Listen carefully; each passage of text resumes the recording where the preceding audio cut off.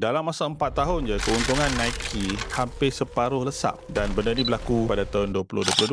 Revenue dia pun jatuh daripada 6 bilion kepada 3.1 bilion sahaja. Dan semua ni berlaku bukan disebabkan oleh kompetitor mereka power ataupun kualiti mereka jatuh, tapi disebabkan oleh mereka punya strategi sucks. Strategi apa tu? So, kisah ni bermula pada tahun 2020 masa era CEO baru mereka John Donahoe take over. So, bila John Donahoe take over, dia nak target Nike ni ada margin profit yang lagi besar. So, bila mereka nak margin profit lagi besar, strategi dia pun mudah. Mereka nak fokus banyak on jualan secara online dan juga kedai fizikal mereka sendiri. Dan bila mereka target nak ke arah digital dan juga bisnes kedai sendiri, mereka dah mula kurangkan masuk kat kedai retailer macam Foot Locker. So, bila Nike kosongkan rak mereka dekat kedai retailer sports ni, siapa yang nak ganti mereka? Hoka dan On Running masuk menjadi ganti mereka dalam rak, dalam kedai-kedai retail ni. Dan nak dijadikan drama, Nike ni diibaratkan macam yang dikejar tak dapat, yang dikendong tercicir. Mereka gagal capai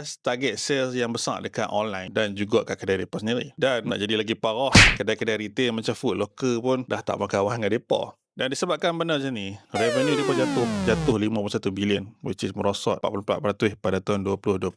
Nike terpaksa mengemis balik dekat retailer ni untuk terima mereka. Dan bila John Donahoe dijatuhkan sebagai CEO, mereka lantik bekas intern mereka iaitu Elliot Hill, CEO sebelum ni pun, jadi bantu balik jadi CEO untuk temporary untuk betulkan keadaan ni. So, kita boleh belajar yang dalam kes Nike ni tak salah kalau kita nak cari sales dekat platform baru. Tapi yang berdosanya Nike ni adalah dia terlampau target dekat platform baru sampai dia abaikan platform yang bagi dia duit banyak awal sebelum tu. Nike ni ibarat kacang lupakan kulit.